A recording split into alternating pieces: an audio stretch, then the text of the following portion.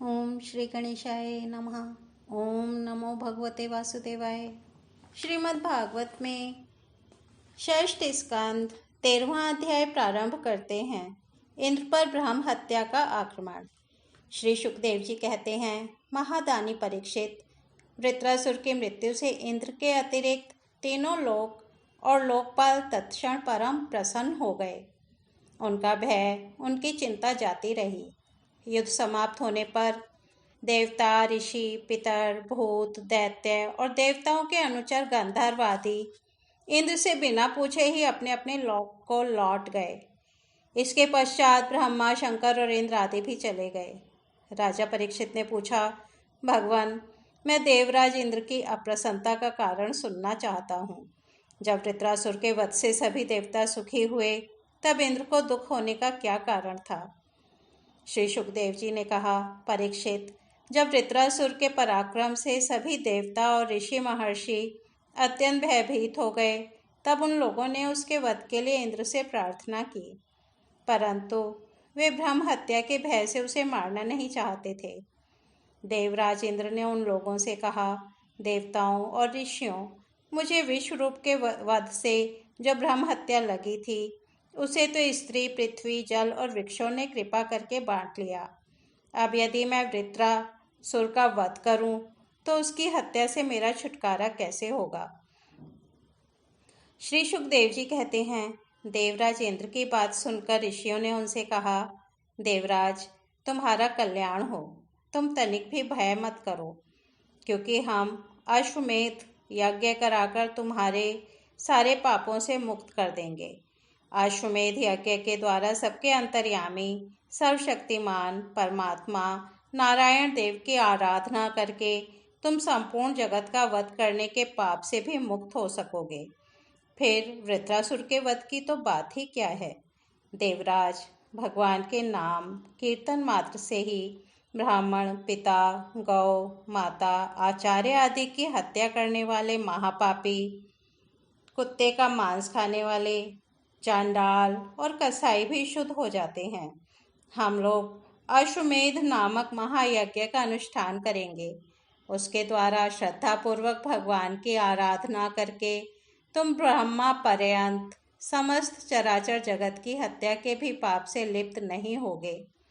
फिर इस दुष्ट को दंड देने के पाप से छूटने की तो बात ही क्या है। श्री सुखदेव जी कहते हैं, परीक्षित, इस प्रकार ब्राह्मणों से प्रेरणा प्राप्त करके देवराज इंद्र ने वृत्रासुर का वध किया था। अब उसके मारे जाने पर ब्रह्म हत्या इंद्र के पास आई। उसके कारण इंद्र को बड़ा कलेश, बड़ी जलन सहनी पड़ी। उन्हें एक क्षण के लिए भी चैन नहीं पड़ता था। सच है, जब किसी संकोची सज्जन पर कलंक लग जाता है, तब उसके धैर्य आदि गुण भी उसे सुखी नहीं कर पाते। देवराज इंद्र ने देखा कि ब्रह्म हत्या साक्षात चांडाली के समान उनके पीछे पीछे दौड़ी आ रही है। बुढ़ापे के कारण उसके सारे अंग कांप रहे हैं और क्षयरोग उसे सता रहा है। उसके सारे वस्त्र खून से लथपथ हो रहे हैं। वह अपने सफ़ेद सफ़ेद बालों को बिखेरे ठहर जा, ठहर जा, इस प्रकार चिल्लाती आ रही है।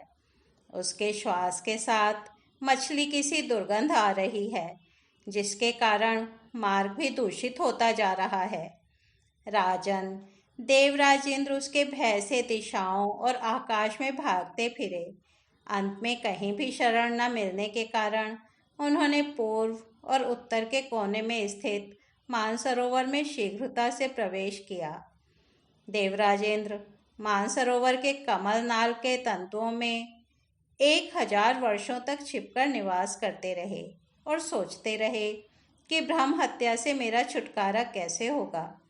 इतने दिनों तक उन्हें भोजन के लिए किसी प्रकार की सामग्री न मिल सकी, क्योंकि वे अग्नि देवता के मुख से भोजन करते हैं और अग्नि देवता जल के भीतर कमल तंतुओं में जा नहीं सकते थे। जब तक देवराजेंद्र कमल तंतुओं में रहे, तब तक अपनी विद्या, तपस्या और योग बल के प्रभाव से राजा नहुष स्वर्ग का शासन करते रहे। परंतु जब उन्होंने संपत्ति और ऐश्वर्य के मद से अंधे होकर इंद्र पत्नी शची के साथ अनाचार करना चाहा, तब शची ने उनसे ऋषियों का अपराध करवाकर उन्हें शाप दिलवा दिया, जिससे वे सांप हो गए। तदनंतर जब सत्य के परम पोषक भगवान का ध्यान करने से इंद्र के पाप नष्ट प्राय हो गए, तब ब्राह्मणों के बुलवाने पर वे पुनः स्वर्गलोक में गए। कमलवन विहारिणी विष्णु पत्नी लक्ष्मी जी इंद्र की रक्षा कर रही थीं और पूर्वोत्तर दिशा के अधिपति रुद्र ने पाप को पहले ही निस्तेज कर दिया था, जिससे वह इंद्र पर आक्रमण नहीं कर सका। परीक्षित, इंद्र के स्वर्ग में आ जाने पर ब्रह्म ऋषियों ने वहां आकर भगवान की आराधना के लिए इंद्र को अश्वमेध यज्ञ की दीक्षा दी। उनसे अश्वमेध यज्ञ करवाया। जब वेदवादी ऋषियों ने उनसे अश्वमेध यज्ञ कराया तथा देवराज इंद्र ने उस यज्ञ के द्वारा सर्वदेव स्वरूप पुरुषोत्तम भगवान की आराधना की, तब भगवान की आराधना के प्रभाव से वृत्रासुर के वध की वह बहुत बड़ी पाप राशि इस प्रकार भस्म हो गई, जैसे सूर्योदय से कोहरे का नाश हो जाता है। जब मरीचि आदि मुनीश्वरों ने उनसे विधि पूर्वक अश्वमेध यज्ञ कराया, तब उसके द्वारा सनातन पुरुष यज्ञपति भगवान की आराधना करके इंद्र सब पापों से छूट गए और पूर्ववत फिर पूजनीय हो गए। परीक्षित, इस श्रेष्ठ आख्यान में इंद्र की विजय, उनकी पापों से मुक्ति और भगवान के प्यारे भक्त वृत्रासुर का वर्णन हुआ है। इसमें तीर्थों को भी तीर्थ बनाने वाले भगवान के अनुग्रह आदि गुणों का संकीर्तन है। यह सारे पापों को धो बहाता है और भक्ति को बढ़ाता है। बुद्धिमान पुरुषों को चाहिए कि वे इस इंद्र संबंधी आख्यान को सदा सर्वदा पढ़ें और सुनें। विशेषतः पर्वों के अवसर पर तो अवश्य ही इसका सेवन करें। यह धन और यश को बढ़ाता है, सारे पापों को छुड़ाता है, शत्रु पर विजय प्राप्त कराता है तथा आयु और मंगल की अभिवृद्धि करता है। इस तरह श्रीमद् भागवत में षष्ठ स्कंध 13वां अध्याय समाप्त होता है।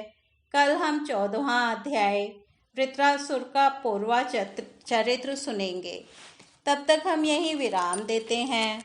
हरि ओम तत्सत।